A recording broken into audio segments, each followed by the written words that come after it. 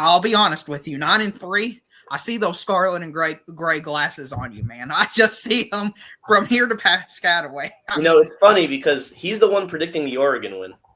Yeah, I know. Well, Oregon, I think, is going to be that team that everybody just expects to do well, but isn't going to do as well as they project. They went undefeated. They lost to the best team by far in the country in Ohio State, but they don't return a lot of their production from last year this year. I wouldn't be surprised if they go 8-4 personally this year. I think they're going to have a Michigan types, not better than Michigan type season. They're not going to be in the playoffs, in my opinion. So it wouldn't surprise me, but they're still more talented than Rutgers. And this is where my big issue is with projecting a Rutgers at 9-3 or even a 7-5, beating them to beat Oregon and Penn State.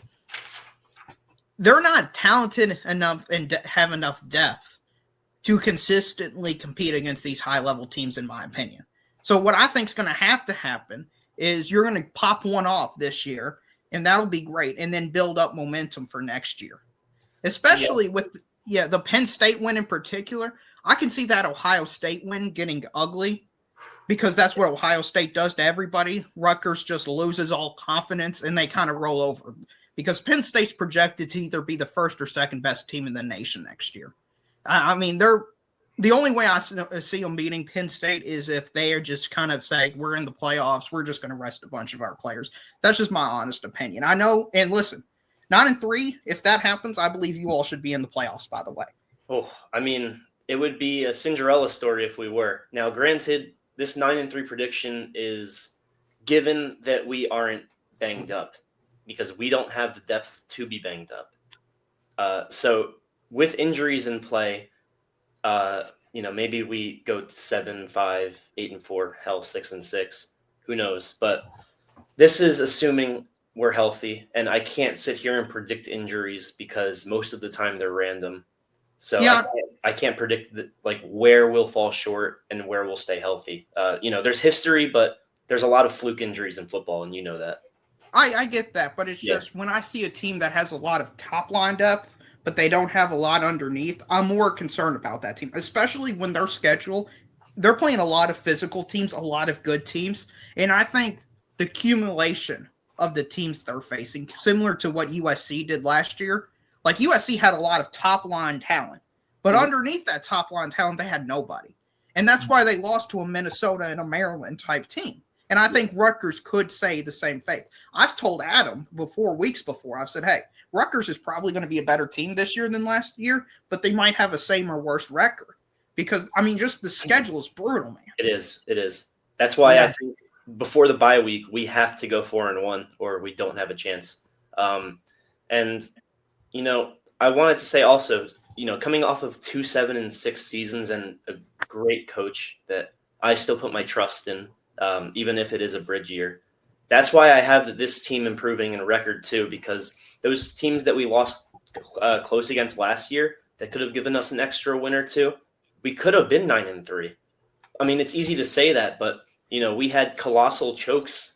Look at the game against Illinois, for example. That's the obvious one. That was bad. Sorry, I keep bringing that up, Adam. Oh my God, you're gonna roll over and have a heart attack. But I don't need this, but I will say this. Dariel, you make some really great points. So I had us initially at 6-6, and at the last minute, I thought about Penn State winning by 1 point at Minnesota last year. Close on the road, and I thought if Rutgers is going to pull one out, if they're going to pull it out in the last game against Penn State. And when I thought about Oregon, I just thought Oregon had a great schedule this year. Everything fell into place for them. But next year, that's not going to be the same. So I think it's probably closer to 6-6. But there's an outside shot. I think they could upset Penn State. But you're right. They do not have the depth. I mean, they got some great transfers in on the defensive line.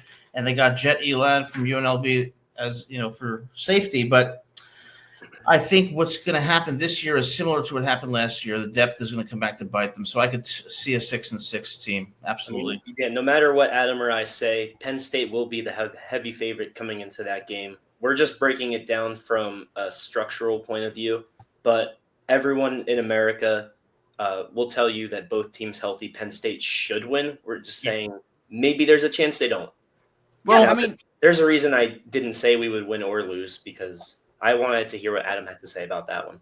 well, you predicted us to lose to Oregon. Yeah, they're Oregon. I mean, granted, they're not the same team, but the culture is ridiculous over there. I mean, they win every year no matter who they have. They could have Donald Duck out there and they would still be fine at quarterback. Well, that's true, but when we talk about Penn State being one of the best teams in the country, Duriel, I cannot get behind Drew Aller. I don't think I can't either. That's why. But Yeah. you look at it, and I understand. I believe he's just an average game manager quarterback, similar to Alex Smith in the NFL or Sam Darnold this year for the Vikings. I believe. Seriously, that's where I believe. But yeah. My problem is who do you have more confidence in entering next year outside of Arch Manning at Texas? Like, I can't think of another team with another quarterback and pieces around him that is just equal to even what Drew Aller has. So that's why I'm in 1 or 2. See, I think Drew should have declared this year, to be honest. I know it was a brutal way to end, but I don't think his stock gets higher this year. Oh, I don't know what the quarterback class looks like for next year, but this is a very light class with the Shedeur Sanders probably going as the second or third quarterback. I mean, he's fine, but he's not great. I like start, but it should not be a top 3 quarterback. I think Aller got a 3rd or 4th round draft grade, and he's going to come back, but I think he's going to be the same, if not regress. My issue with Aller is his decision making. Oh, yeah. There's some things like, I don't know, in life there's some things where when you see a person do one thing, it says volumes about them. And I think that interception against Notre Dame said volumes about what's going on mentally up there when he's processing defense, because that interception would not have been thrown by 99.9% of Division I quarterbacks. And I think it was indicative of a deeper problem that he is not going to solve. Right, and I don't trust James Franklin as well. I'm not a James Franklin believer. I think he's very similar to Drew Aller. He just meets where his expectations are and never exceeds them. And I think a lot of the blame should be placed on James Franklin for even going forward in that situation. It's a tie ball game. You have to go basically the length of the field to get in field goal range, something you haven't been able to do consistently all game. And you give it to a quarterback that I don't think is great. And it was a bad decision. It was a very bad decision. I'm happy they lost because I didn't want to see Penn State, Ohio State Part 2 for the national championship. That would have been even more boring. Right. But yeah, I completely agree. But I'm just telling you all now, when you have high expectations, see, I do it the opposite way as a Kentucky fan. I set my expectations right at the bottom. That way I can't be disappointed. I mean, now, sometimes they still somehow disappoint me, but. Yeah, I mean, we're not talking about one huge loss, quite literally and figuratively, for Penn State, which is the best player in the nation this past year, in my opinion. Losing Abdul Carter should really weaken their defensive front. So, what may have been a 45-3 prediction from national sports heads might now be a 45-21 or 45-14 for all we know. Yeah, he's elite. He's really good. He's going to be a difference on Sunday. I mean, he reminds me of Micah. I know it's the same program, but he reminds me a lot of Micah. You're shooting too low. He reminds me of the next Lawrence Taylor. He is that good. All right, so Aaron Donald too. You could throw him in the mix. So Duriel, you're a Kentucky fan, as we know, and Kentucky this year comes within a point of defeating the Bulldogs, and then goes into Oxford, Mississippi, and wins. And this is the question I have for all of these teams. How can they be so great one week and then so mediocre another? I don't understand it. It's a lot easier to believe you have hope when you're 0-0 than when you're 3-5. Right. That's a good point. And that's what I think. If what's the co-host name? Sorry, Gabriel. Gabriel. If that's Gabriel, if you're right, they're 8-4. I think they're going to play their absolute best, or 8-3 going into that Penn State game. Because if they win that game, they should be in the play. Or even if they're 8-2 going into that game, even if they just perform well, they should belong in the playoffs. I don't know where your stance is on the playoffs but I'm in the club that says if you're 9-3, there's teams that are just objectively better than certain 11-1 teams, and they should be in the playoff. Similar to college basketball, how you'll have a 30-3 team, but you'll have a team that's like 21-15, but that 21-15 team has so many good wins that they belong over the 30-3 team. I just want to know your Agree thoughts. 1000%. You're absolutely right. But See, Gabe, I got to ask you a question because Hold on, Adam. Do you mind if I want Gabriel's opinion on this? I was going to say Sure. I kind of disagree. My ideal playoff scenario. First off, I think it should be 10 teams instead of 12 because I mean we've only had a 1-year sample size, but it has not been close for those 12 and 11 ranked teams. But for my ideal playoff ranking, it should just go down to record, and then if there's tiebreakers, it should go down to strength of opponents. That's my opinion. I don't think there should be too much kerfluffle about, oh, well, this team did this against this team, but they did this against this team. I mean, that's what it came down to for Alabama not getting in this year, which, by the way, I do think was the right decision. But I think that's what it should come down to for me. And I know that everyone can point to Florida State a couple of years ago being undefeated and not getting in. And it's easy for me to say in hindsight that they shouldn't have gotten in. But based on my criteria, maybe it would have been a blowout, but they deserve to be in by how they performed. I mean, I understand that. I disagree with that perspective, but hey, listen, I'll meet you halfway. You advocating for less teams in the playoff. It's all a great starting point and a great ally we can have in this fight because I mean, in more my than opinion, 4, less than 12, somewhere in the middle. As long as if whatever we do, I think reducing this playoff is the best thing that could happen going forward because I love rivalry games. I love the Ohio State Michigan game. I've watched it, first thing this year. After the game was over, it's like it really didn't matter, and I hated that. Yeah. For the sport, it's like Ohio State easily was the best team all year, but did they deserve to play for the national championship? In my opinion, it should be a no. Because you lost to a team that was 7-5. I mean, if they were like number 3 in the country and 11-1, that's a bit different. But 7-5, man, they were 7-5 with no one returning from that championship team. Yeah, I know, and they were like lucky to be 7-5 too. They could have easily been 5-7 or 4-8. I mean, they struggled against Arkansas State for goodness' sake. Even they're not a good team. Not great. I mean, they had the. I forget the name of the defensive coordinator that got promoted to head coach over there. I worked in Michigan, so I should know his name. What is it again? Sharon Moore. I think he's a solid coach, but I mean, there was no one even on the coaching staff that had a reputation that it should have been close. I mean, just from an IQ standpoint. Yeah, I got you. Now, Adam, have you heard Adam's formula, Gabriel, about the playoffs? He's got weird. About to mention it. let's give a little rundown of that for anyone that's not aware. All right, so Gabriel, here's the thing. This college football playoff has way too many teams in it. But in my view, the answer is not to have any specific number of teams. Each year, the college football playoff should have the authority to choose a different number of teams to make the playoff based on a determination of who has a legitimate shot to win the national title. So in one year, it might be 4 teams. In another year, it might be 7 teams. In another year, it might be 2 teams. So each year changes based on who really has a shot to win the national title. Forget the Boise States. Forget the SMUs, but each season is different. And most people can agree on who the top teams are each year. So why should we have a set number? Because that forces us to mechanically insert teams rather than letting people use their discretion based on what's right for that year.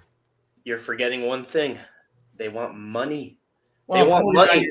They want the anticipation. They want the anticipation of each week being, building up the anticipation through commercials, through jersey sales, through, I said advertising, through like ticket sales. I mean, you want the stadiums to be sold out because, there's neutral fans that know the matchups and they're excited for the games. Obviously, the home teams are going to show out, but there will be a few empty seats that are either left to the road teams or to neutral fans. More people will tune in on prime time throughout Saturday. That's why they don't have it at or they do have it at a set number. It's a great idea in theory. Unfortunately, it'll never happen. But you missed the second part. But there's a second part to my plan that solves those problems. Okay. So, regardless of how many teams it is, not only will it be a different number each year depending on who's going to have a legitimate shot to win the title, but the national championship will be a best 2 of 3 series so that we will know who the true national champion is. So I like that idea for when there's lesser teams, but if there were more teams, I mean, there's a reason guys don't want more games in the NFL, right? Because of all the head-to-head trauma. I mean, more games in college football might have the same reaction. Doriel, what are your thoughts? You make some good points. Yeah, no, I think it's a great system. I think if we had people that were smart enough intellectually, your system would be implemented. I just don't think people can be excited about a playoff structure they don't know even the format on a year-to-year basis. I think that's too complex and too confusing for the average person. For the casual fan, yeah. Right. I always gear my playoff structure toward what is the average casual person. And what does that mean? Somebody who turns it on ABC, and it could be Oregon State, Idaho, and they're going to watch it the same as an Oregon, Ohio State playing. So what I would do is I would have what's called the +1 model. So I would go back to the old – now it's kind of weird to do it since conferences realigned, but I would have the New Year's Six Bowls have their draw of the teams they want. And then at the end of that, you have the number 1 team and then the number 2 team play for the national championship game. That's what I would do. That way, if you're 6 and you're playing number 3, you still have a chance to win the national championship because the teams in front of you can lose. And if you beat the number 3 team, it's a great win on the resume. And then you're going to have more players incentivized to play in those games. I could totally get behind that system, Doriel. That is a legitimate argument, and I would be fine with that. What I'm not fine with is the 12-team playoff, which now I hear is being expanded to 16 teams. But you make a great point. Yeah, it's going to be expanded to either 14 or 16. I almost have no doubt about that. So I was going to ask if you guys thought the current playoff format was enough of a problem socially that they would change it up. But adding even more playoff slots – I mean, right. If there's an upset, if Team 16 somehow beats Team 1 next year, then I'll shut the hell up and I'll just accept whatever they want to give me. But well, the thing is, Gabriel, and it's a weird paradox, but adding these teams could actually produce upsets because these teams aren't quote-unquote ranked 14, 15, 16. What is you're going to have Alabama, and South Carolina be in. And then that team could beat Alabama beating Oregon or Ohio State isn't a massive upset. To me, Bama can beat anyone any year, right? Yeah, and my problem is what we're doing with the sport is, and this is why I think college football is in a bad place right now. Is the identity of the sport is it's the most important regular season of the sport. Every game you could be eliminated from the playoffs, but if you have a 9-3, or my goodness, if you have 16 teams, an 8-4 team could sneak in there. Think about that one. An 8-4 team could sneak their way in there. Then if you're Alabama, Ohio State, why watch any regular season game? Because you know you're in it. I do wish they started expanding teams, years prior. Because in my opinion, 2 years ago when Georgia didn't get in because they lost to Bama, I thought Georgia could have won the national championship that year. And to me, they had the same amount of losses as Bama, but it's just the fact that they lost to them that they lost their spot. And to me, that was unfair. Yeah, and one of the problems with college football that I have argued is that we place too much emphasis on record without looking at strength of schedule and those disparities. I'm telling you, this year, I would not only have put South Carolina in the playoff over Boise State, but I would have put DJ Lagway and 7-5 Florida, which defeated Ole Miss. DJ Ukulele? This is where he loses me. Yeah, I don't know about that. Well, let's think about it. Nathan Peterman of college football. You're you're going like you're like a political person that's like so far radical and like you're trying to argue with the centrist. That's what you're like. And you're like over here on either the far left or the far right and we're just like, that's the way I look at it. I'm a compromiser, but all I'm going to tell you is that if you look at teams' body of work throughout the year and a team is very hot at the end and had several losses at the beginning, I'm going to reward the team that's hot at the end. And Florida was hot at the end with DJ Lagway, and you saw that when they beat Jackson Dart and Ole Miss. South Carolina, same thing, went to Clemson, and hear me out on this one. They go to Clemson, and they beat Clemson, but Clemson gets in, and South Carolina does not. That is ridiculous, and it reflects a focus too much on record and not enough of acknowledgement of schedule disparity, because we want the 12 best teams, and record doesn't tell the whole story. And even if a team has 4 or 5 losses, if they've gone 6-0 in their last 6 games and defeated some highly ranked teams, I'm not going to penalize them for the first. This is why we have a wild card in the NFL. Why the New York Giants at 10-6 in 2007 beat the 15-0 Patriots. Okay, so was Florida one of the 12 best teams at the end of the year? I think they were. Was South Carolina? Yes. Was Boise State and SMU better than Florida and South Carolina? No. Okay, can I meet you halfway in the middle? I'm a compromiser, so I will meet you halfway because I'm not. Maybe I'm not right, but maybe I'm a little. Let me meet you halfway. Florida wasn't one of the 12 best teams, but neither was Boise State. They're about the same. If you power ranked every team, they're closer together than they are further apart. And yet they're further apart than the 12th best team. And the reason Clemson was in has nothing to do with the playoff committee. It has to do with the stupid format that we need inclusion of everybody. Yeah. Which is stupid because you've got Clemson who lost to not 1, not 2, but 3 SEC teams. And yet they still get in.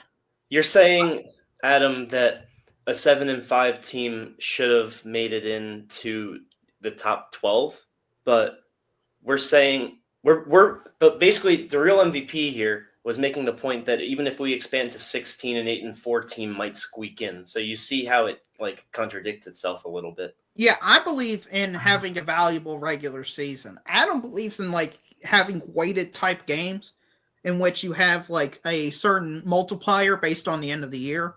That's the way. Like weighted, like in Jeopardy, like double points, triple points. Well, what I believe in is that I don't believe we should be expanding the playoff. We should be contracting the playoff. And each year, we should not know how many teams are going to get in because we should be looking at who are the teams that have a legitimate shot. And then we should have a best 2 of 3. We should be eliminating regular season games against cupcakes and shortening the regular season to about 8 or 9 games. But what I'm talking about when it comes to record is all I'm saying is that a team that may be 7-5 could still be one of the top 12 teams in the country because record does not tell the whole story. Just like the 10-6 Giants, that didn't tell the whole story, did it? When they beat the Patriots in 2007 and then in 2012, it doesn't. But the problem. What would you say if a team started out 0-4 and won their last 8 games, 3 or 4 of which were against top 10 teams, versus a team like Oregon that had a cupcake schedule and was undefeated? I would submit that there are instances in which a 7-5 team is not only better than a 9-3 team, but better than an 11-1 team. It's rare. It's very rare, but it's possible. There's instances that they could beat them. The 7-5 team could beat them in 1 game. But do I think that they are better? No, because if you're bringing the NFL perspective into it, there's also the Colts-Saints Super Bowl. Both teams went 13-0. The Colts, I believe, 14-0. Then they lost out the regular season, and then those were the 2 teams facing each other. So to me, as an oh my God Mets fan that just saw Grimace turn the world upside down, I still don't believe that a late winning streak could be enough. And the other problem with the Giants example, there's still the playoff format of 6 teams get in each conference, so they still have a number set. Right, it's objective. So it's not as fluid. It may be an issue of format, but the format has reasoning behind it. And the reasoning is that teams with 6 losses can still be in the playoffs. there is no reason, for example, to say that TCU should have been in over Alabama. Well, the thing is, in football, there's 32 teams. In D1 football, I can't even tell you. I'm just asking a simple question: who are the 12 best teams? And record does not tell the whole story. When you're in figure skating, for example, you have one skater who skates a perfect routine, another skater skates a not as perfect routine, but still wins because the level of difficulty was higher. That is why you cannot just look at record. And that's why Florida, in my view, maybe they weren't one of the 12 best, but they should have been considered just like South Carolina, because what you got was a team in Boise State and SMU that had no business being in. And if you take them out, Gabe, my question is, who do you put in? I would say South Carolina and probably Ole Miss or Florida.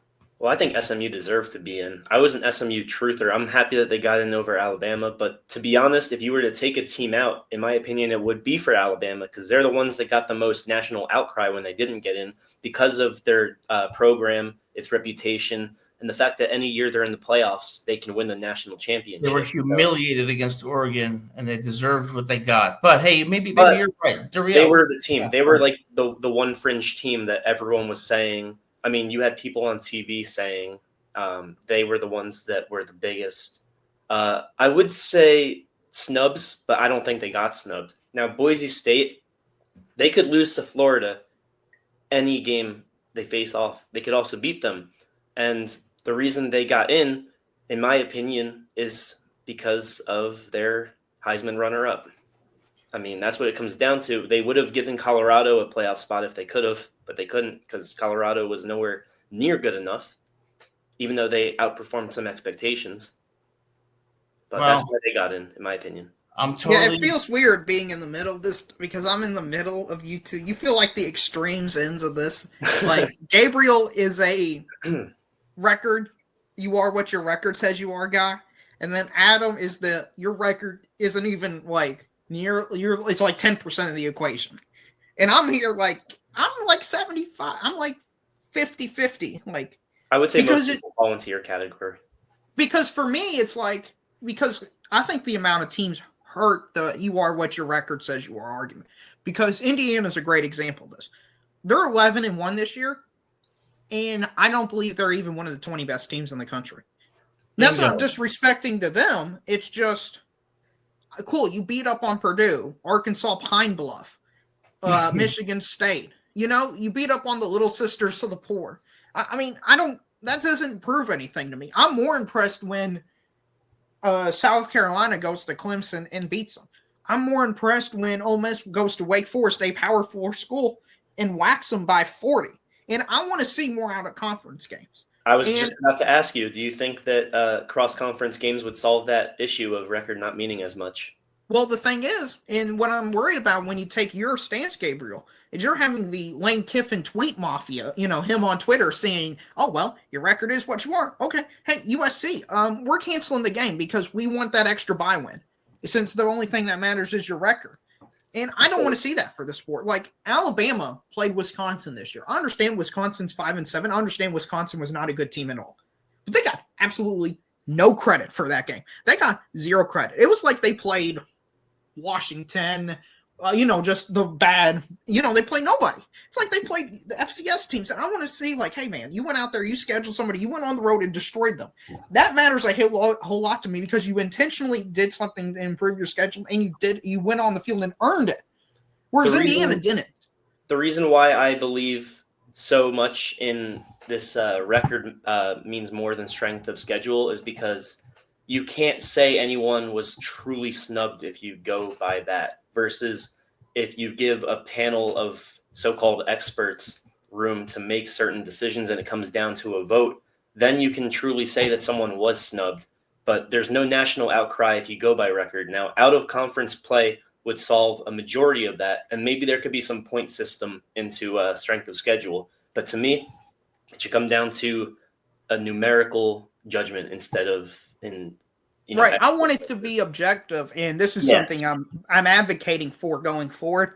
This is going to be my new frontier on these shows to push it. Is do you all watch college basketball or college baseball? I watch Watch college I basketball. Yeah. absolutely love college baseball. Okay, So we collectively fill the gap. Okay, so in both they have the quad formula / RPI, and that means the better team you play, you're going to get a way better record. It's going to be like, oh my gosh, North Carolina beat Auburn. Therefore, that's an immaculate win. They've got a quad one win, or their RPI is going to go way up. It's going to go up like 50 points. Whereas if you play a bad team in the RPI system, even if you beat them, if you play a bad team, it's like, oh my gosh, they play Loyola Maryland, Southwest. Well, we're going to take away points because they're playing somebody. They chose to play somebody bad. So this is telling us they don't care enough to play somebody good. So we're taking away from them. Where it's basketball. My gosh, you've got this mid-major team that played 15 quad 4 games. 15 quad 4 games. What the heck are they doing? We can't have them in. That's what I'm advocating. Go. You got to play a bare minimum amount of decent teams, quad 2 and quad 1 teams, or RPI top 100 teams. The good thing about the playoffs when you're on the fringe is you have nothing to lose if you get blown out. But if you win, then everyone who picked you is an expert. So, like, the teams that you say don't deserve to be in, if they get their butt whooped in, the first round, you can't say, oh, well, they didn't deserve it because they're facing the best in the nation. Well, look, if somebody applies to graduate school, let's say 2 people apply to graduate school. One person has a 4.0 GPA and they majored in sports management. Another applicant has a 3.6 GPA and majored in chemistry. I am taking the chemistry grad. And that is my point about our record doesn't tell the whole story, particularly because of disparities in strength of schedule. And we don't even know each year how many teams have a legitimate shot at winning the national title. But I think each year there's pretty much a consensus that it's 5 or 6. So there's no reason to have more teams. And given that there is this disparity, I would argue that South Carolina at 9-3 was the 3.6 GPA chemistry major, and 11-1 Indiana was the sports management major, and that's why I would put South Carolina in. I agree about South Carolina. They were really good, particularly in the first half, though, which kind of goes against your point of like a hot late run. But I do agree because they started off so hot, and then they sort of fizzled out a little bit. I mean, no, they started off. I thought they started off slow. Well, they were getting a lot of coverage when they beat one team. I forget who it was.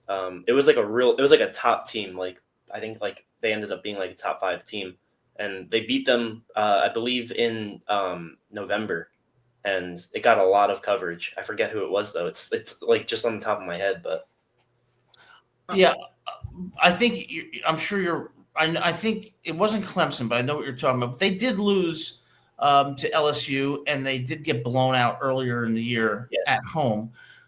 But they came on, and so did Florida. And I'm not saying Florida should have been in. I'm not that extreme. I understand. Wins and losses still matter to me. But I think you have to look individually at these teams and say, hey, Boise State, SMU, Indiana, was that really the right choice? And even Oregon. Of course, Oregon should have been in the playoff. But people who thought Oregon were going to win the national championship weren't looking, behind the curtain to see what that record was really made of. I mean, I didn't think Oregon was going to win it because they're secondary. I thought it was by far their weakest unit. I mean, they got lit up by Ohio State. They got lit up by Penn State. And when that game happened in the Big Ten title game, it was like, well, Drew Aller's looking amazing. Drew Aller can look amazing against this secondary. That means most of the quarterbacks on the field is going to look amazing against them. But my issue is, and I think this is the real reason we're having this conflict. Well, not conflict. This disagreement is there's too much schedule disparity, and there's not somebody who controls the scheduling. And my issue is everybody's going to act in the best interest of themselves. Then the SEC, the Big Ten, the conferences, even the schools. So, and this is what I'm worried about going forward. If you're Greg Sankey and you see, man, we scheduled all these out of conference road games and it doesn't matter, then you know what I'm doing? I'm having Alabama, Georgia, all the top teams, they're playing Mississippi State, Kentucky, Arkansas, and all them teams are going to go like 0-8. But everybody on the top end is going to be like 11-1. They're not going to play anybody Alabama's not playing Tennessee, or they're just going to play all the bottom, and that's what I'm worried about, because that's what is being shown to do when you are what your record says you are to do.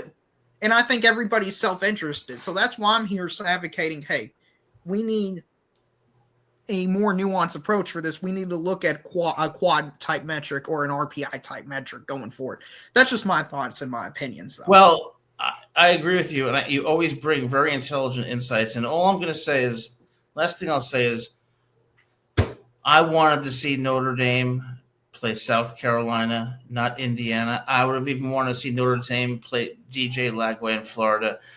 But, as with most things, I'm usually wrong or just half right.